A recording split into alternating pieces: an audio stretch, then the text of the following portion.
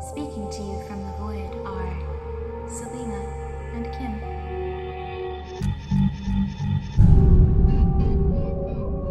I have not got like an introduction prepared.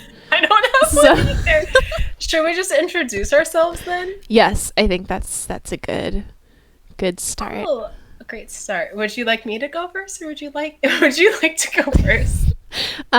You can go first. Okay, cool. Go for it. So, my name is Kim. I use they, them, and she, her pronouns. I am 23 years old. I'm currently living in the swamp known as Florida. You giggle, but I hate it here. And I am an artist. I'm a writer. I want to work on writing short stories, narrative podcasts, maybe a book or two at some point. I like ghosts, I like aliens, and I like dinosaurs. I feel like that explains who I am very easily. I think it does too. You summed yourself up very nicely. Thank you. My name is Selena. I use they, them pronouns. I am 25 years old.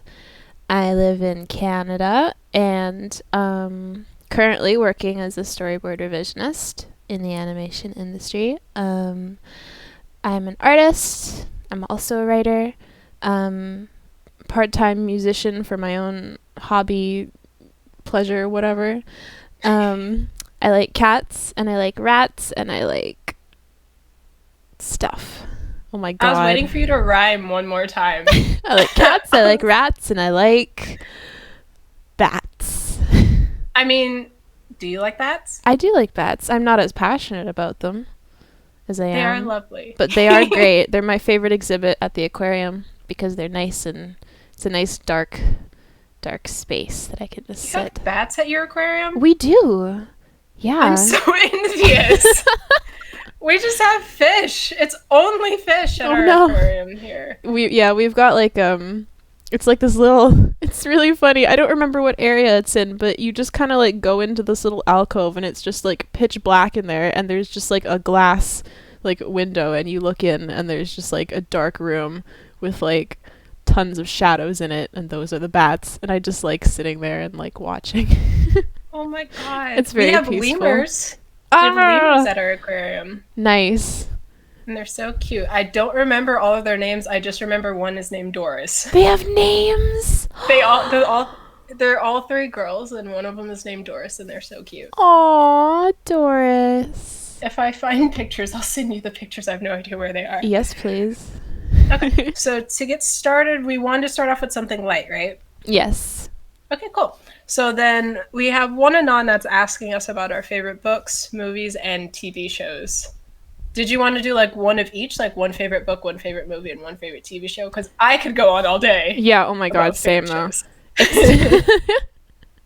Except I don't know how to answer what my favorite book is because I don't really read books anymore. I feel really bad saying this, but like... What's your favorite fan fiction? Oh, dude, you don't even want to get me started on that. Oh my god, currently? I don't even know.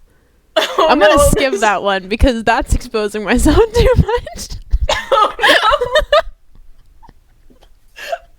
See, now I want to know. It's not even bad. I mean, I don't have anything in mind. I'll send you a list later.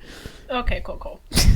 What about a favorite movie? My favorite movie is Pacific Rim because it's amazing. Wow. My brain is like Coraline and he's like Pacific Rim. Well, it's like, Coraline too. It's like both of them, but like completely dependent on the day and what mood I'm in. Currently, it's Pacific Rim. But I got in an argument with one of my roommates about Pacific Rim. Really? Because they were like, it's an okay sci-fi movie. I'm like, you mean it's the best sci-fi movie? Correct yourself. I'm sorry, but like everyone's told me to watch Alien and Aliens, and I watched that, and I was like, that's nice. It's okay. But is it Pacific Rim? It's not. Like, you're laughing, but honestly, Pacific Rim is such a good sci-fi movie. No, it's giant robots punching giant aliens with the power of love and soulmates. So that is completely valid as a favorite movie. I know. Just my brain was just waiting for you to say Coraline. I was like, I know this already. And Well, I was you like, do. I know nothing. I was gonna say Coraline afterwards because I mean it's both. They're both very extremely good. Okay, and then what about favorite TV show for you? Oh my god! At the moment, I would say probably Lucifer. I've seen you talk about Lucifer a It's little bit. really I love it. It's like so self-indulgent. It's just like no, it's fun. It's a good romp. I love it.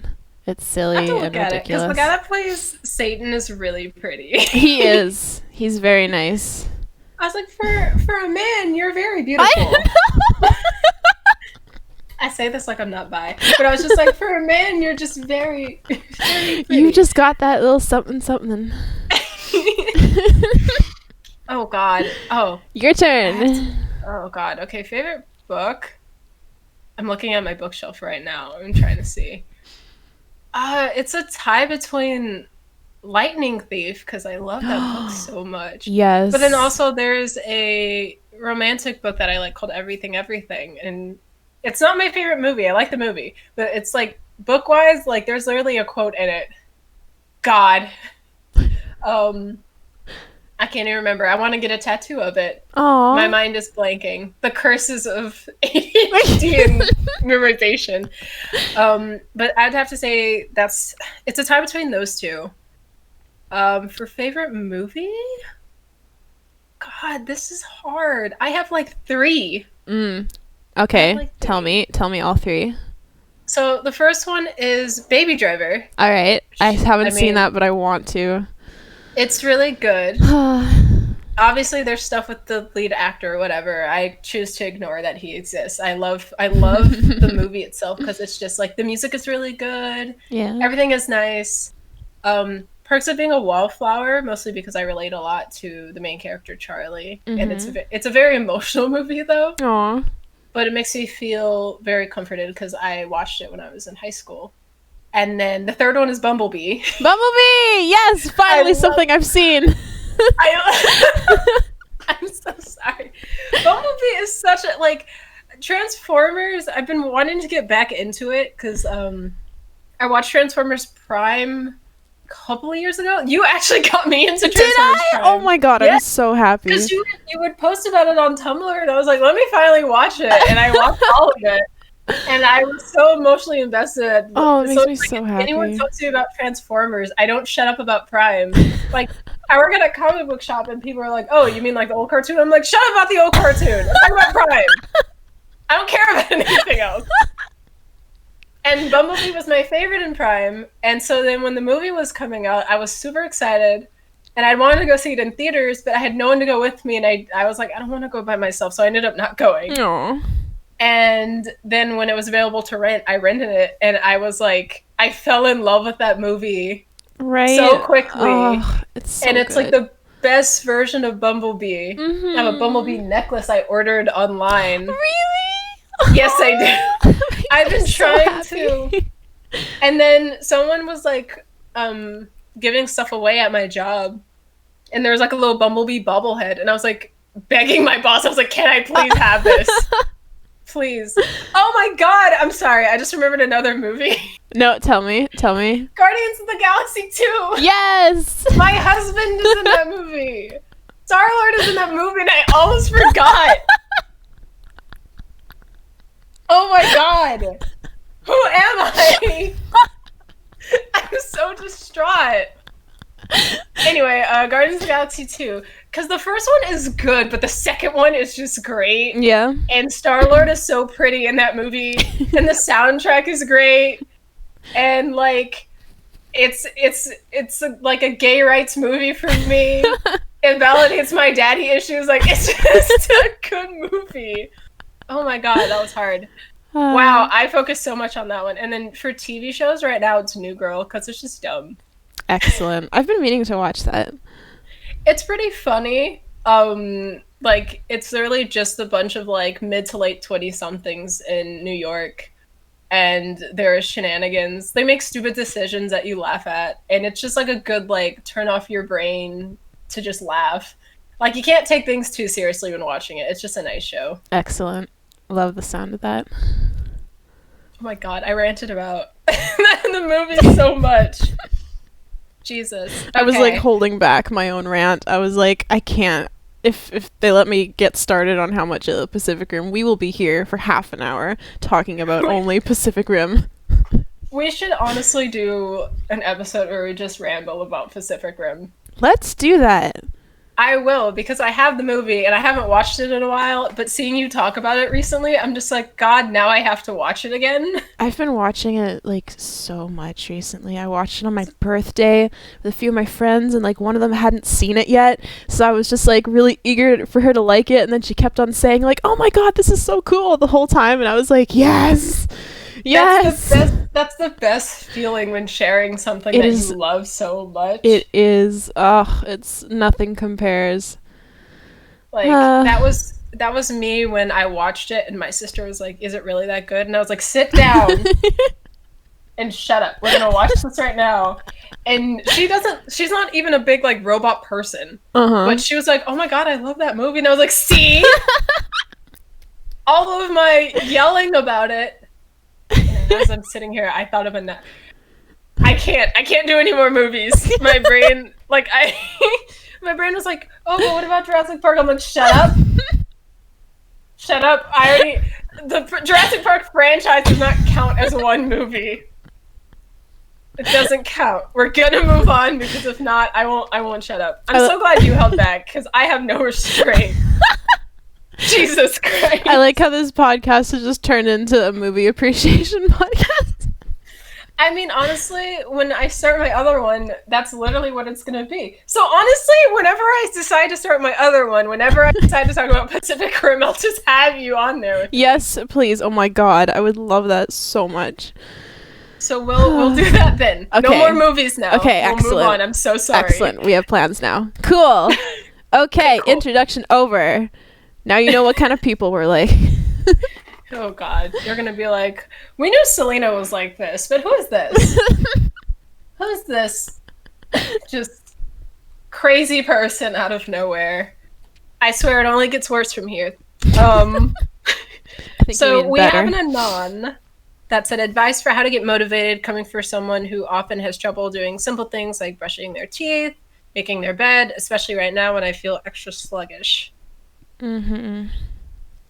I feel this on a spiritual level. Yeah, getting motivated is hard.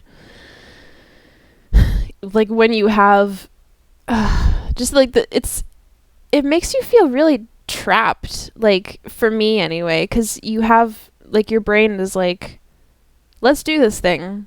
I have to do this thing. I want to do this thing, but you just somehow can't make yourself respond to it. Yeah, and it's like even with like anxiety, it's like you have this anxiety that, oh, I need to do this, this, and this. But for some reason, like even doing small mundane tasks just becomes really hard. Mm-hmm. And what I used to do is I used to make like a checklist of just a bunch of stuff I wanted to do in a day or in a week. But sometimes I would do too much on the list and then just find myself stressed out, because then I'm like, oh my god, I need to do this, I have to do this. And it felt more stressful if I look at it that way. And what I learned in therapy, actually, my therapist was telling me that it's easy to feel overwhelmed with motivation and wanting to do everything at once.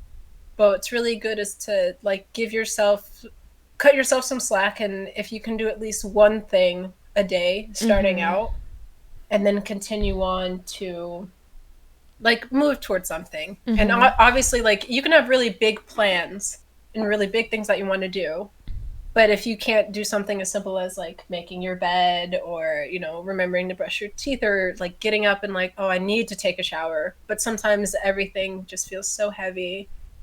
And what I started doing is trying to make things that are usually very simple, but also just like, I don't want to do this. I start making them fun.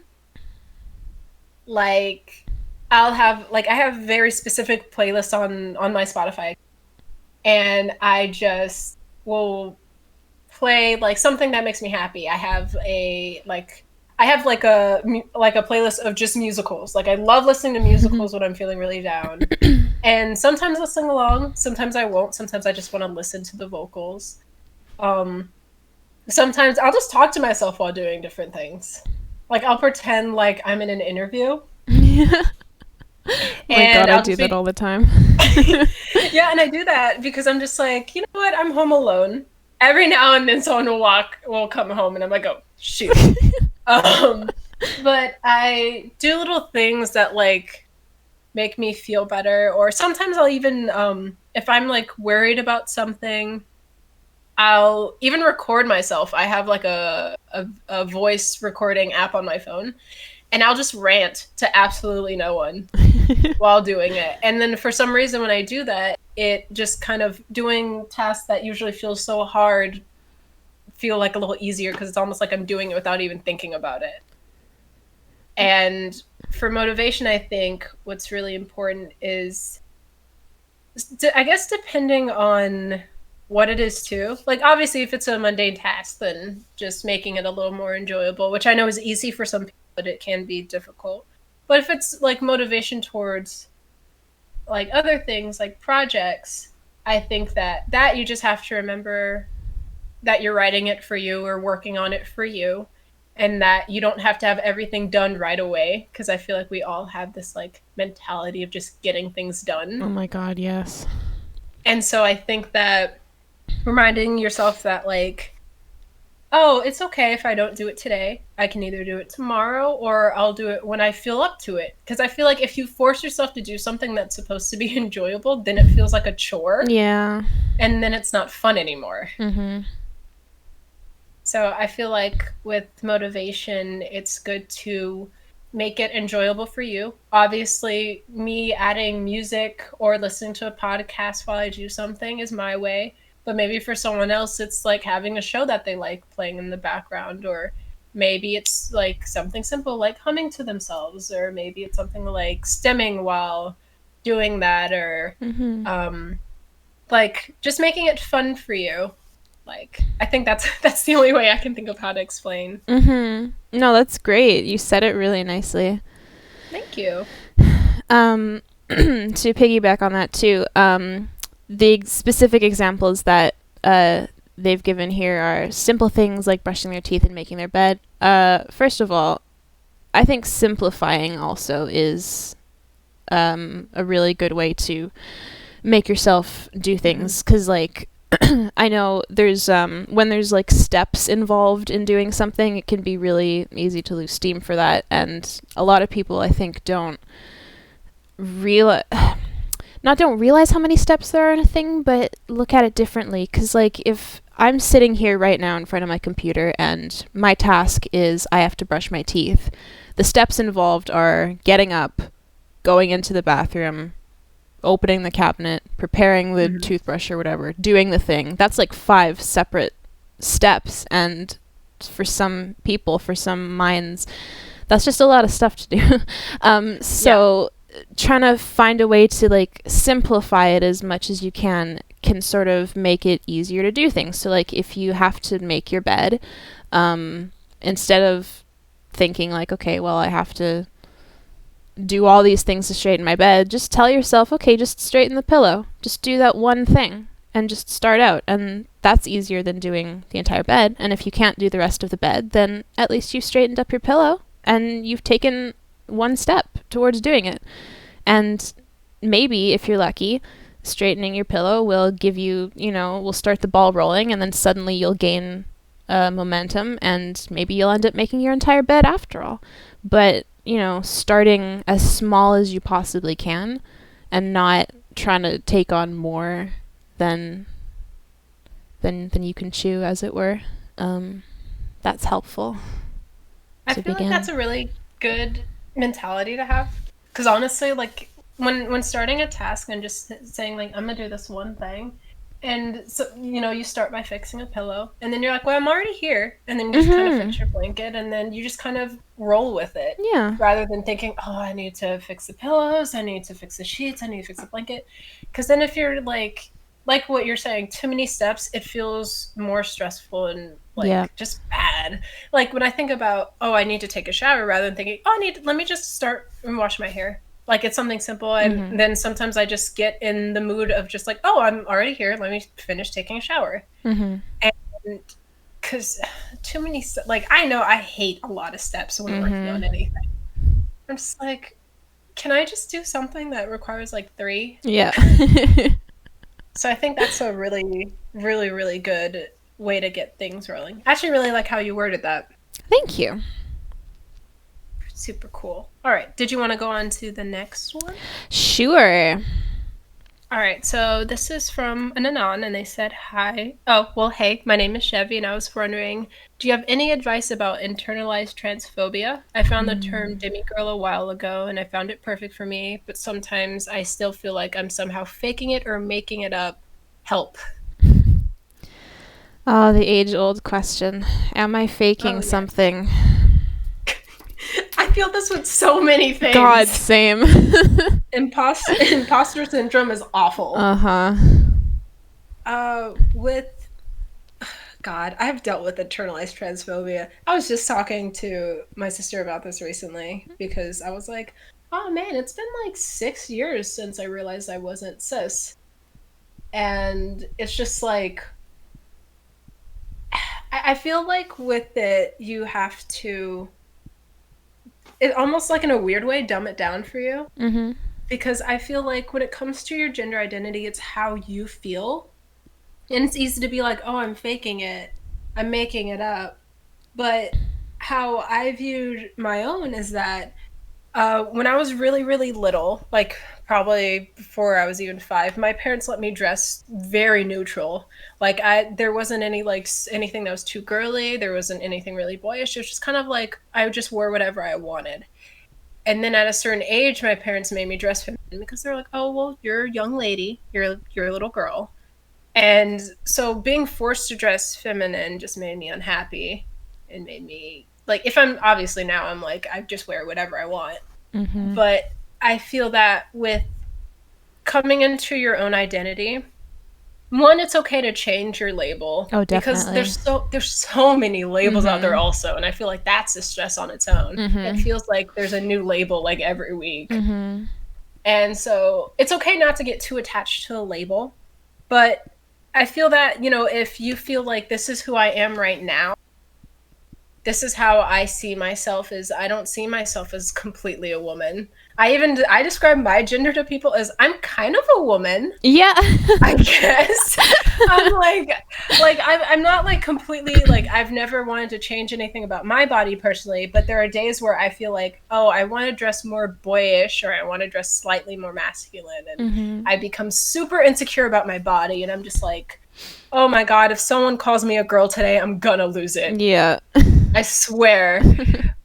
But I feel that it's easy to tell yourself that, oh, am I just doing this for attention? I just heard this. I just happen to relate to it. Do I really feel this way? But there's a reason why you feel that way, because you feel that the gender that you were born as, or that society deems you as, it doesn't feel right to you. And that's okay. It's okay to, you know, feel like, I don't really know if I'm this. And it's okay to try a label, and if it doesn't work. I thought I was gender fluid for a while, and I was like, no, not quite. And I was like, well, maybe I'm agender. And I was like, that doesn't feel right. But with non-binary, I feel like that's such a nice, comfortable term for me. And I feel that if that works for you, then, you know, do things that make you feel comfortable within that. If there's a certain way to dress. And obviously, I know not everyone can do that given circumstances on if they're living at home, if they're not out to parents. But how you feel is important, and I feel that coping with internalized transphobia, I feel like that's something is you just have to, wow, I'm like blanking for some reason. My brain was like, you're going to forget everything in the middle of this really important sentence. I just feel that like when it comes to like coping with it, it's just surrounding yourself with people who love and accept you, who are going to remind you that you're valid in it. And even if with 2 random strangers on the internet, if it can make you feel a little bit more comfortable, I feel like that's important too. Yeah. Also, feeling like you're faking it, it's just, the concept of faking anything implies that you're trying to get something out of it. And so ask yourself, well, if I feel like I am faking my gender, what are you trying to get out of it? Are you trying to be a more happier version of yourself? Because that's not faking it. That's trying to discover who you are, and there's nothing wrong with that. And even with trying out different labels, I have, like, if anyone tries to ask me what my gender is, I don't normally like instinctively go to saying, oh, I'm a demigirl, even though, like, definition wise that is the closest to how I feel. I usually just say, like, oh, well, I'm sort of a girl, I'm sometimes a girl, Yep. Sometimes. And that's not like a label, that's just how I feel, but it's easier for me to say that. So if you feel a certain way, but you just feel sort of weird about picking a label, even though it is something that technically describes you, you don't have to. You can just do you and vibe with it. And if it turns out later on in life that you've changed your mind and you realize that you're actually not how you were feeling, that's also fine. Like, exploring your gender is a very personal thing. It's different for everyone, and if you're someone who just needs to think about it a bit, it's fine if you circle back to, feeling the way that you did before. And, you're the only person who really gets a say in how you feel, and whatever makes you happy, that's fine. I really like how you explained the faking it part. Like, that was actually, I didn't even really think about that. Like, yeah, if you feel like, and I think that's actually going to help me whenever I'm feeling good subconscious about mine. It's just like, because, like, I've even had conversations with the people who are cis, and they're like, well, how did you know that you were binary? It's like, well, I don't know. I just, like, I grew up feeling different. In my brain, I didn't really fit a lot of, like, norms that were given to me. And it's just like, I found different terms when I was in my first year of college, and I experimented, and there were moments where I'm like, am I just like a different brand of woman? Like, it's just, I felt like I was like, oh, you have like Coke, and then you have like the Walmart brand of Coke. Like, is that who I am? Like, am I trying to be special? But it's like, no, it's just that I'm going through my own journey and exploring my identity, and that there's nothing wrong with that. Sorry, that analogy was I was really proud of that analogy. Like, great value Coke. It was really good. I like that a lot. But yeah, I feel like, and then I also like how you explaining your gender, because I feel like in my brain I'm always prepared to explain it when I don't really have to. Yeah, same here. Like, I'm always self-conscious. I live in a southern state. And so I'm always like, someone's gonna ask me something, and I just need to be mentally prepared. Yep. Right? Like, I'm always prepared to like mentally give a PowerPoint to somebody. Oh my god, same. And then every now and then someone's like, oh, what are your pronouns? I'm like, they, them, and they're like, oh, okay. And then they move on, and I'm like, oh, that's it? And I'm always ready for the worst. Because I think another part of internalized transphobia, because I was reading something recently, and they were talking about different types of dysphoria. And I remember, my brain's like, yeah, body dysphoria, right? Like, that's the only one. But they were like, oh, no, there's different types, though. So what do you mean? And one of them is like your view of self-image. So obviously how you feel about your body. But the one that I had a lot was like social dysphoria, and I was like, what is that? Whoa. And it's literally how you feel about other people viewing you and feeling valid in your gender identity. And that's one that I struggle with so often. Oh, I've never heard of that before.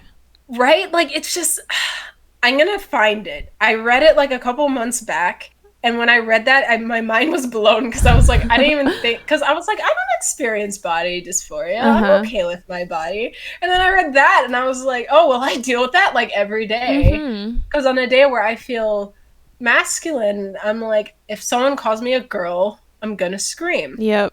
But on days I feel really feminine, I'm like too self-conscious to show it because I'm like, if a guy hits on me, I'm gonna be really upset. Yep. I'm just gonna start crying. Yeah.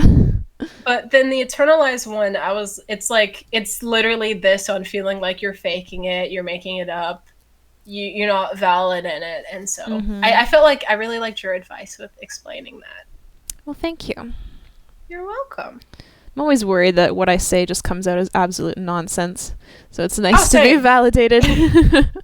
That's why I'm giving you reassurance, because I feel that way all the time. When I start going on a tangent, I'm just like, I hope I'm making sense to somebody. Literally, I've been sitting here this entire time thinking like, wow, they're doing such a good job of explaining things, and I'm just sitting here feeling so inadequate. Oh my god, how will I measure up? No, you've been doing fine. I'm just like, I literally, if we're talking about faking anything, I fake so much. Yep.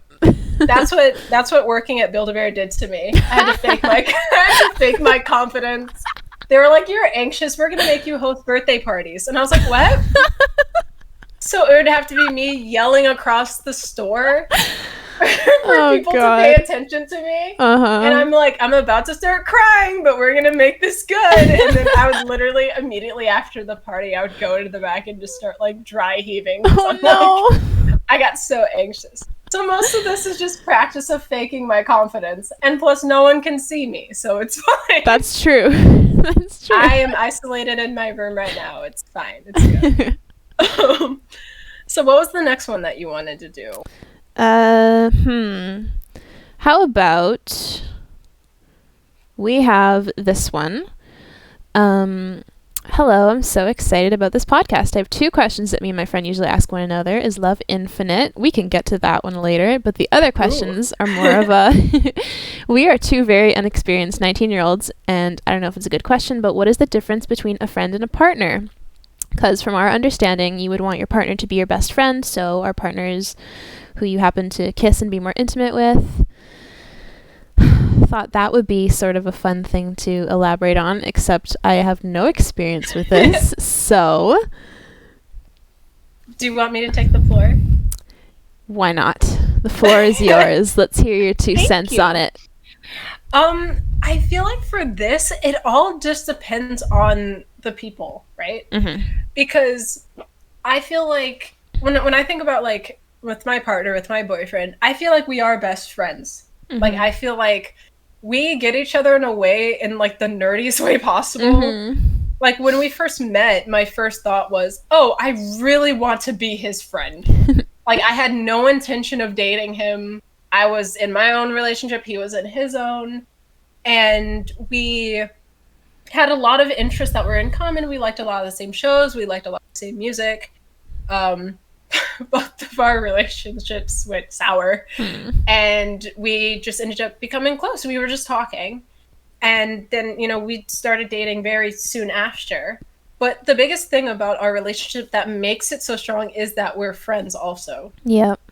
But I feel like when it comes to the difference between a partner and a friend, I feel like it just depends. Because there are people who are in like relationships that are platonic.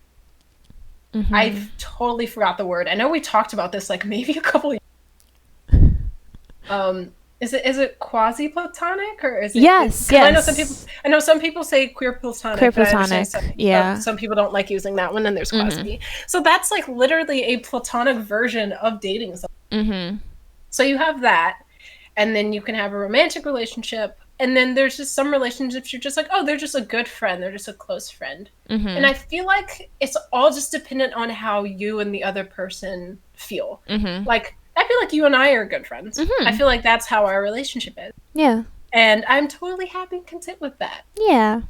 And I feel like there's a very specific feeling about like every now and then I get like, oh, I really want to talk to Selena. And I will.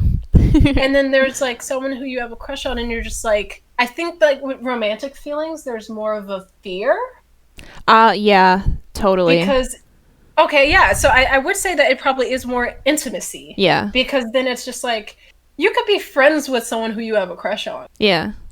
But then it's just like, you're like, oh, I'm having thoughts of something else. I want to hold this person's hand. Yeah. Not in like a casual way. I want them to hold my hand in a way like, oh, I'm yours. Yeah, right? exactly. I want to possibly kiss this person if that's what if you want to do that, Mm-hmm. or more than that. Mm-hmm. So I feel like there's such a fear. Like, you don't get anxious on telling someone, oh, I really, really, really want to be your friend. It's okay if you don't want to be friends. Yeah. Like, I don't think I've ever, like, you have a fear of rejection with friends, but I've never been like, let me ask this person if they want to be friends. It just kind of happens. Yeah, exactly. You're just like, huh, we have been friends for a couple of years. Okay. Yep.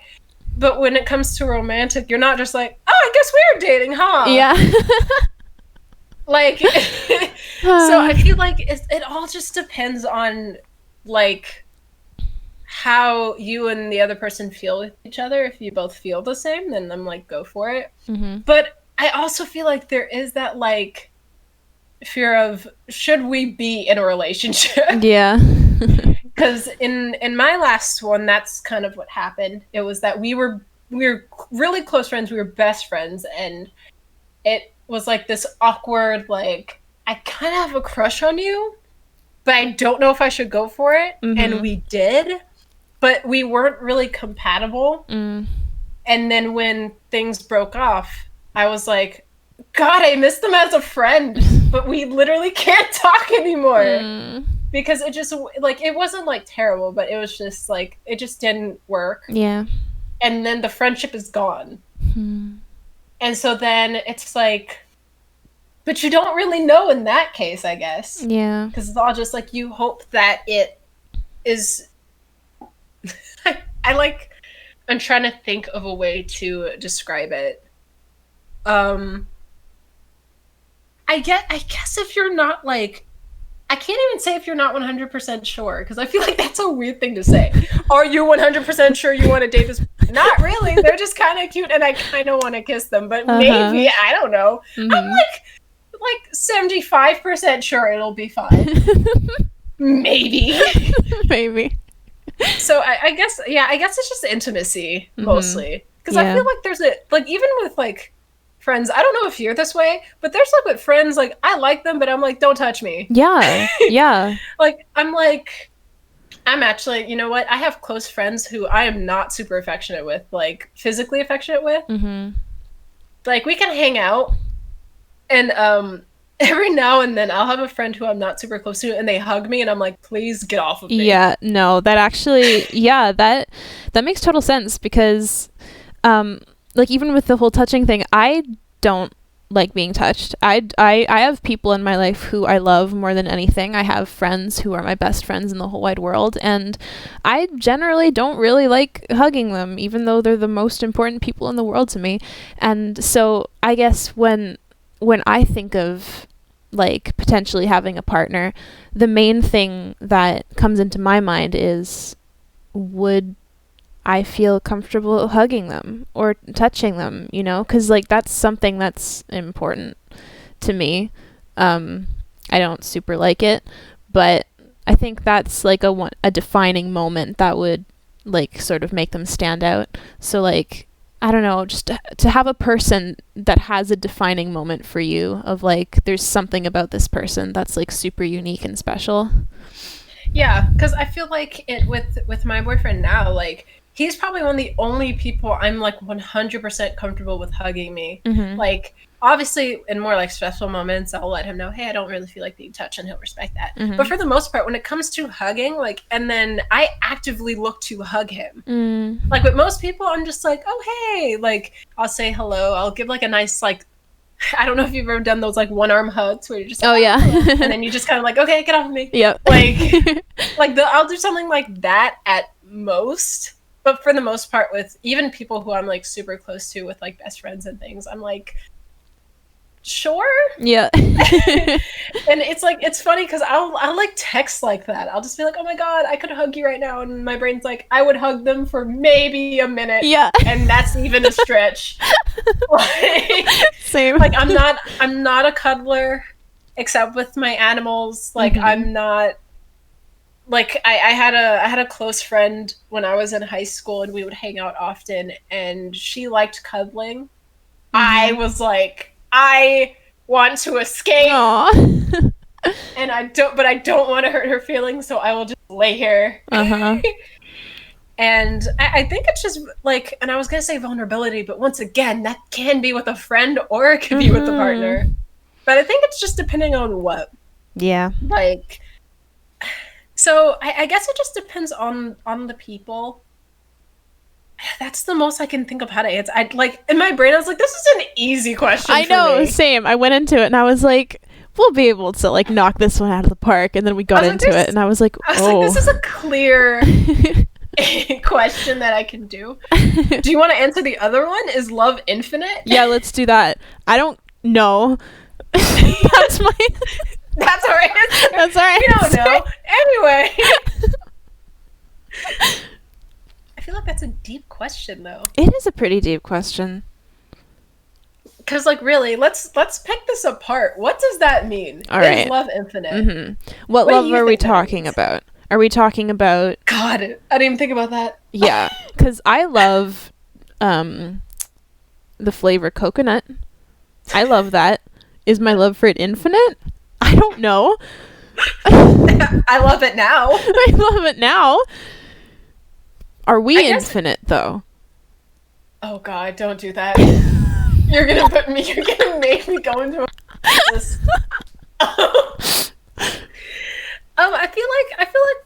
I think maybe they mean just like loving as a whole, because especially since it just went into like friend versus partner.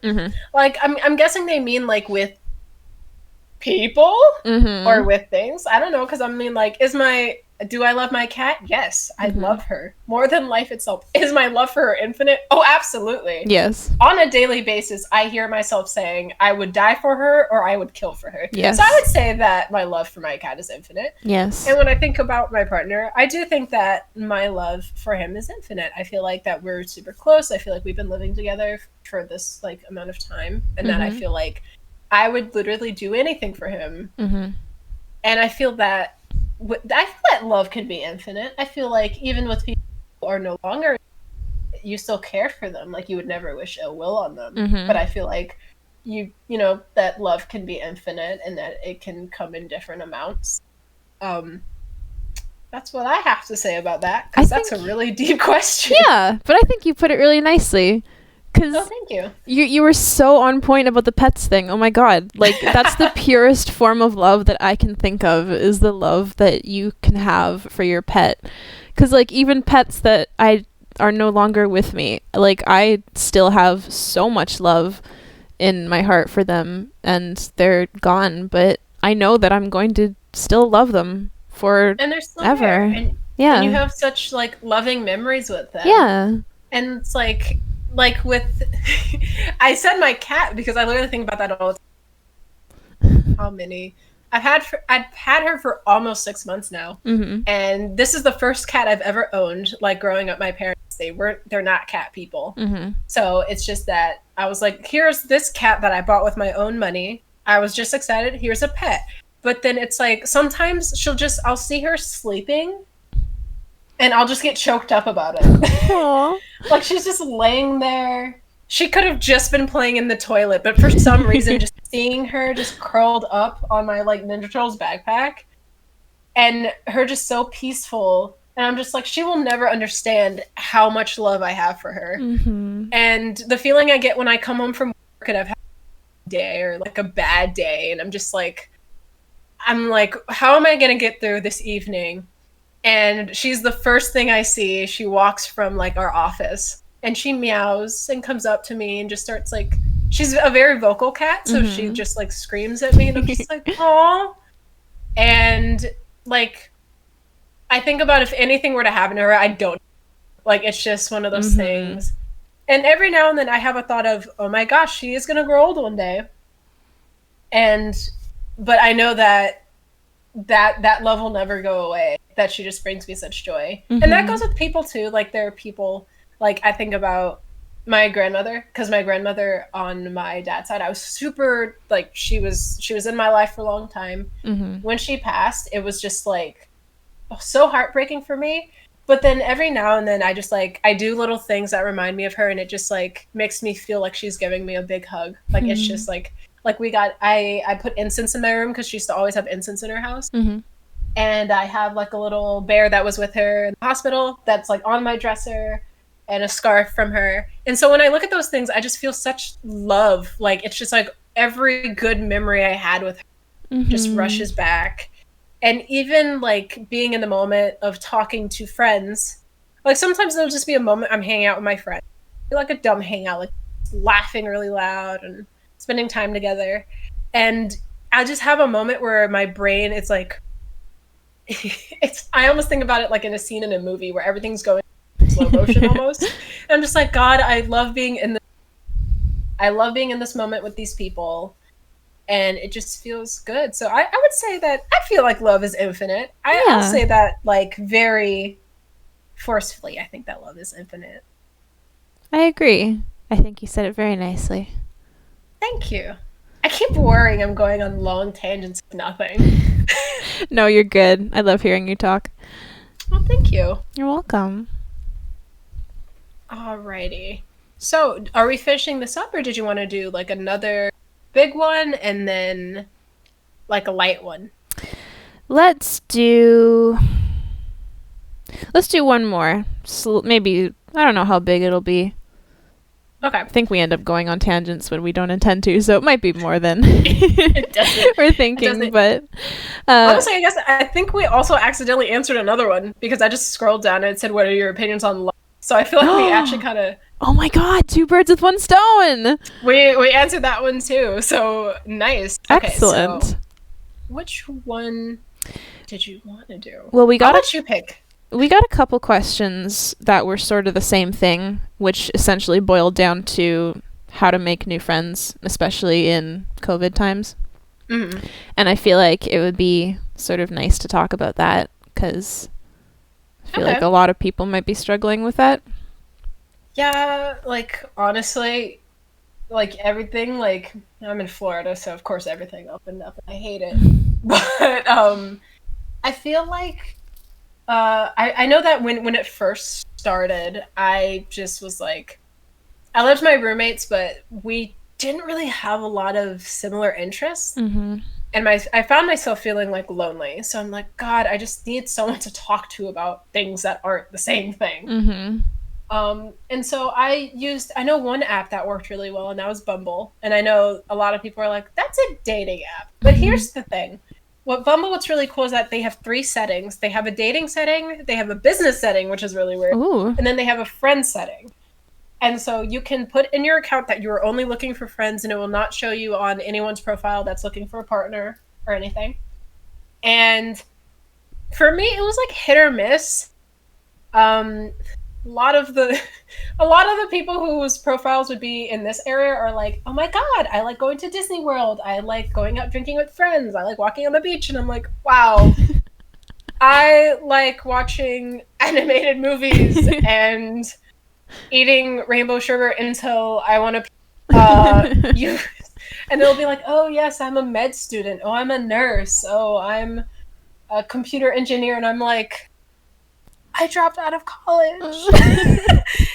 And so it was like, okay. I ended up meeting one friend through there, and that was really we ended up meeting in person. I was really nervous about it, but we wore masks comfortably.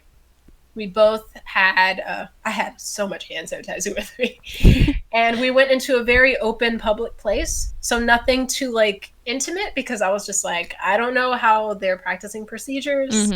They don't know how I'm practicing procedures, and I don't want either of us to feel uncomfortable. For the most part, I can understand why people wouldn't want to do that. That is 100% valid. Because obviously you don't know how safe people are. Yeah. And I do feel like there's a lot of really cool group chats on. I know there's a lot of cool Discord ones. I actually ended up looking. I did what day did I do this? This was a couple of months ago. I literally just ended up typing up different things on Tumblr, and then I would put Discord after it, and then I found out just a bunch of Discord groups. Nice. So that was cool. I typically get overwhelmed in a lot of them, so sometimes I'm like, I'm gonna join this, and then I see how many people are a part of it. I'm not gonna join this. Yep. So, but I mean, some people are different. Some people, they like that kind of setting. So I'm like, that's always something that you can look into. If you even have like current friends who use Discord, or they haven't used Discord and you'd like to, I think that honestly, when it comes to like apps and like keeping touch with friends, I feel like Discord is one of the best ones. Line is another really good one. Honestly, I like Line for a really like silly reason. It's just how HD it sounds. Like the audio on it is really good. Yeah. But yeah, and even Tumblr now has like group chats, which is really weird. I keep forgetting that. Like they've updated it so much, but now there's like if you look under certain tags, they have group chats of very specific interests. So like if you're into She-Ra, there's a She-Ra one. If you like Supernatural, I don't know why on earth that was the first thing I thought of. If you like Supernatural, there's a group chat out there. I would avoid using sites like Tinder. I've actually heard I've had a couple friends who tried using Tinder to find friends. How did that go? Terrible idea. Yeah. Terribly, because everyone's like looking for hookups on Tinder. So it's like every now and then you might find someone who's looking for friends. I tried multiple apps. I think Bumble was the only one that was like decent for me. I'm not even going to suggest Twitter. That's a terrible way to look for friends. The only reason why I'm okay with using Twitter is that I have a private Twitter and it's all people who I already know. Yeah. I would be very scared looking for new friends through Twitter. It's such a toxic format. I'm just going to be honest. Do you have any suggestions? I'm literally racking my brain trying to think. I have to say, making new friends is like one thing, but I guess I just wanted to say that weirdly, I feel like I've been more social this year than I have been in the past few years. Really? With my friends. Yeah, and it's like, I think it's because the option of hanging out physically and doing things has been taken away. So everyone's sort of been really taking advantage of like just how useful and connected the internet can be. I remember my 3 best friends in the world, we don't generally hang out in person a lot, even though we're best friends.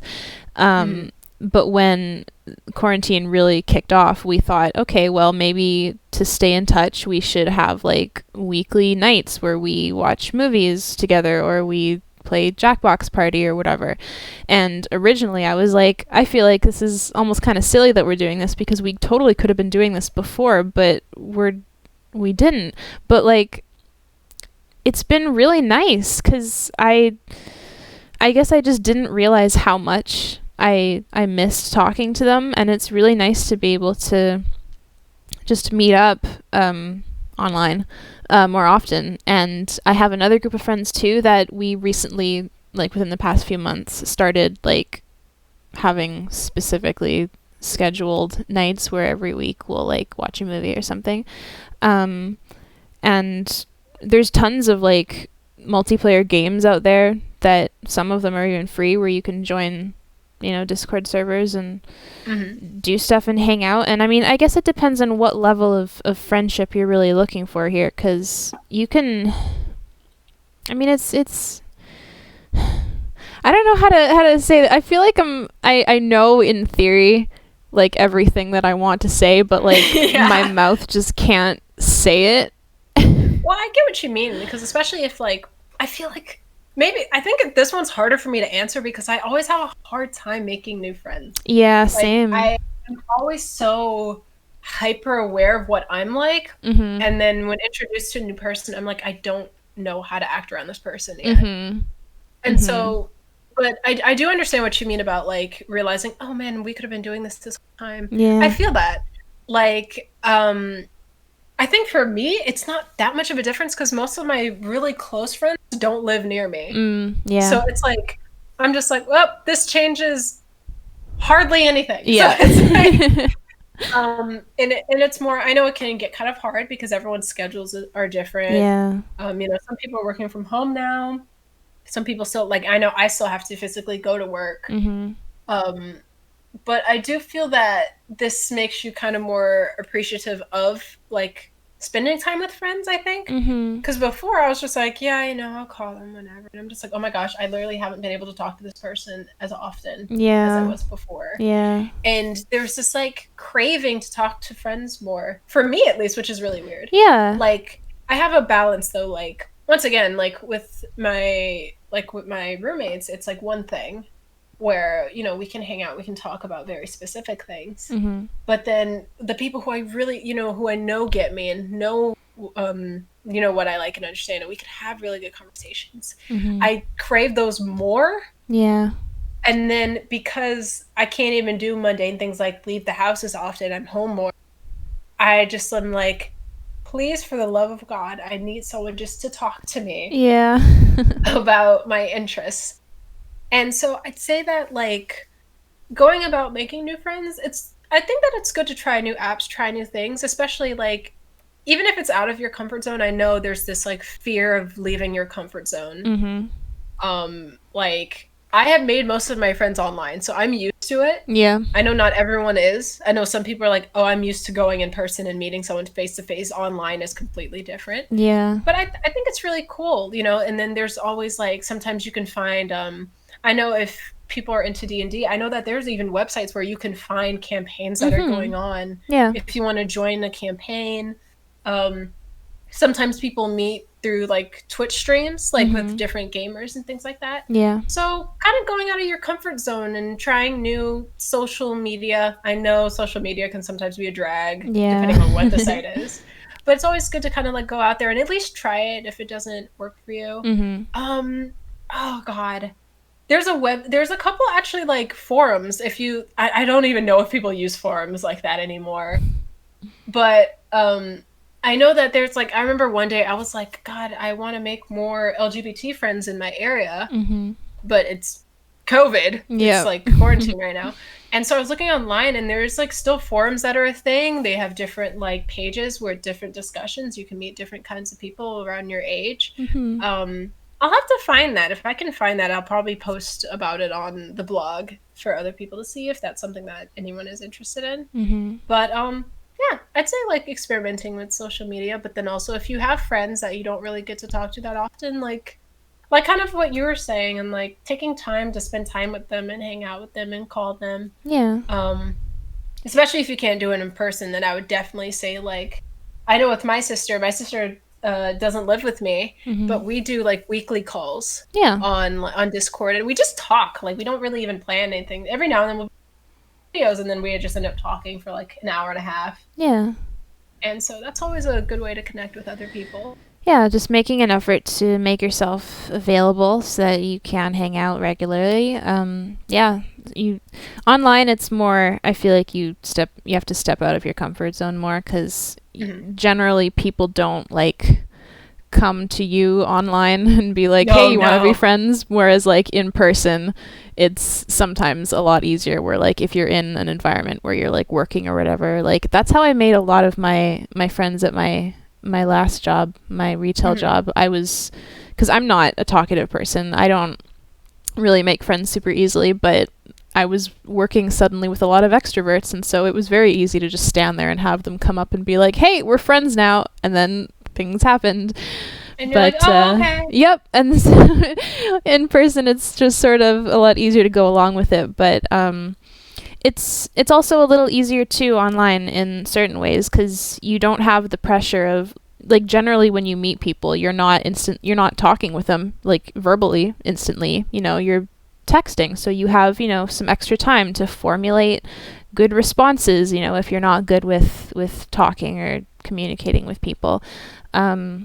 There's a lot of people online too. Like, there's people everywhere. Like, even like what you said when you said, oh, I don't know how many people use forums, but, like, there will be people who lurk on every corner of the internet. And I say lurk, which is very unpleasant, but, like, there will be people everywhere, different kinds of people. And that just makes me think of someone, like, hiding in the corner of the internet and we will be friends.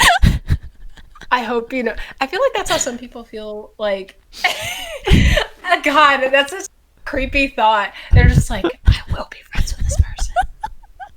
I'm sure there are people who exist like that.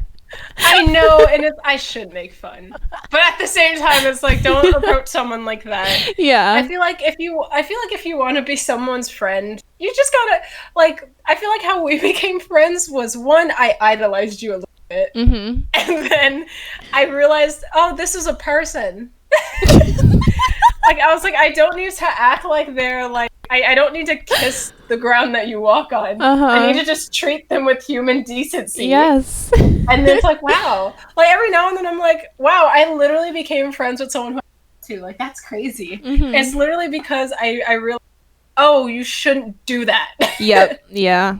And then I think that you need to make sure when trying to befriend someone, you're befriending them for the right reason. Oh, definitely. Because I do feel like some people are like, oh, I really like this person, and if we're friends, maybe they'll make things for me. Oh my God. Like, I've been friends with people like that. I'm like, you're terrible. Yeah.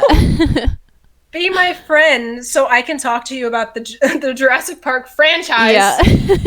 Don't be friends with me because you want something from me. I need you to understand how much I like the Indoraptor. Yep. I need you to understand.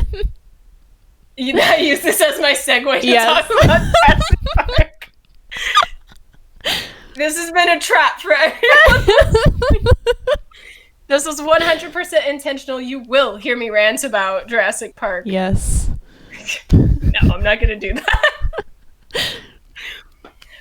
But no, I think that, wow, my brain just says no.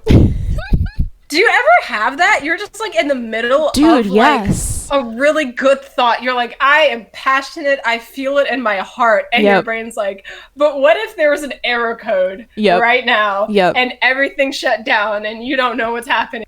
I feel like being at like the front of a train as it's moving and like laying down track as you go, and then at one point you just run out of it and you're like, wait a minute, what's happening? That's such a specific.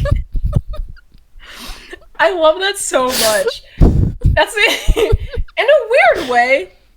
Yes, I do feel like that. That analogy is all the way to the left, but I'm gonna go with it because it actually makes sense to me. I feel like there's gonna be people listening and they're like, what? It's like, shut up, you don't understand. It's true. You're not part of the anxiety club yet. Anxiety ADHD club yet. It's fine. It's okay. It's okay. You can watch from afar how weird we are. But yeah, I think that actually sums up, because we had 2 questions that asked that, didn't we? Yeah. They're pretty similar. Let me see. Yeah, it was literally, wow. I didn't even read the other one. They answered it perfectly. They were like, I want to make friends, but dating apps suck. Yeah. And seem just to want hookups. I'm like, yeah, actually, thanks. Yeah. Oh, well, they asked about dating too. Well, if that's dating, then honestly, like, if you want to do like online dating, I personally hate online dating because like what they said, it's just hookups. Like, I remember like when I was single, I was like, let me try this. Everyone talks about it. I'm excited. And I got one message. I was like, hey, I like your haircut. And then I got a dick pic. And it's like, oh God. I was like, well, I'm going to delete my account. Yep. And we're never doing this again. So yeah, like, I'd say like, don't use Tinder then. Bumble is good for dating and for friendships. OkCupid is okay for friendships, but it's more focused on dating. Those are the only apps I used. I didn't use anything else. I know eHarmony is, I never used it, so I don't know. Mm-hmm. Yeah, but I think we answered that pretty well. I think we did too, to the best of our abilities. So how do you feel? Do you feel like you're ready to wrap this up? I think so, yes.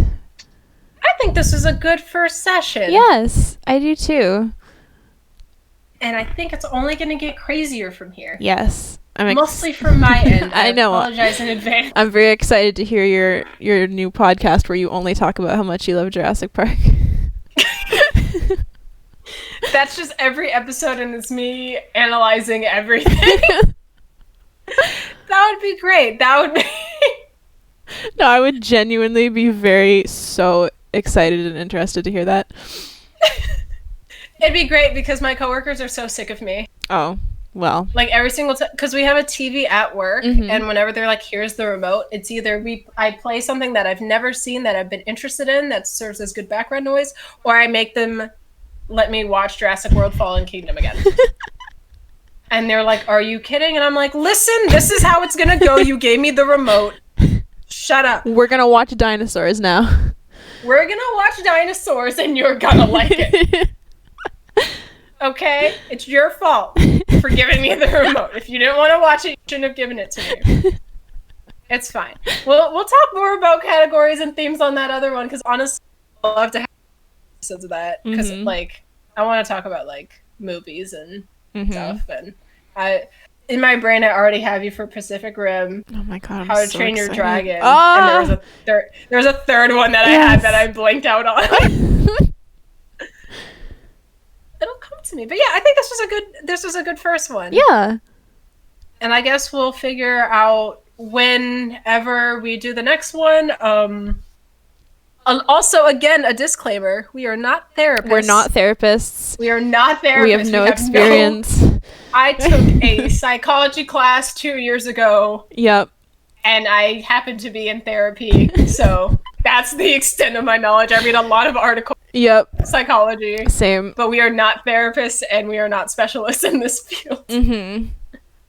I really want to emphasize that, because I realize that some people are going to be like, well, they told me to do it, and I'm going to be like, okay, no, but like, no. Yep.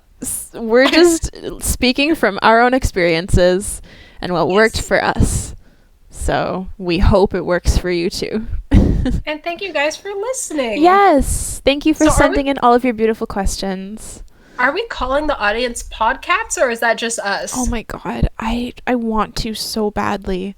I want to call them podcats. We're like the head podcats. And they're all of our lovely podcats.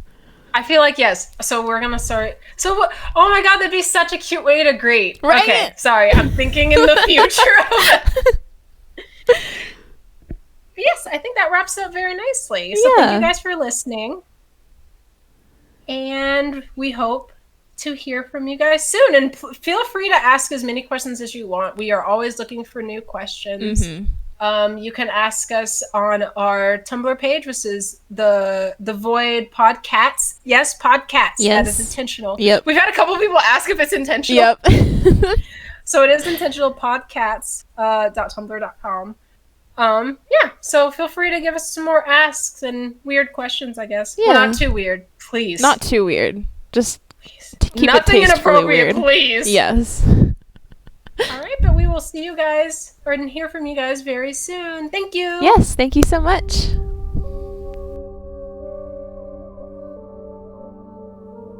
Thank you for listening to The Void. Today's episode was brought to you by the box of Halloween-themed Kit Kats on my desk. Keep in touch with us on our Tumblr, thevoidpodcats.tumblr.com. No, it's not a typo. See you soon.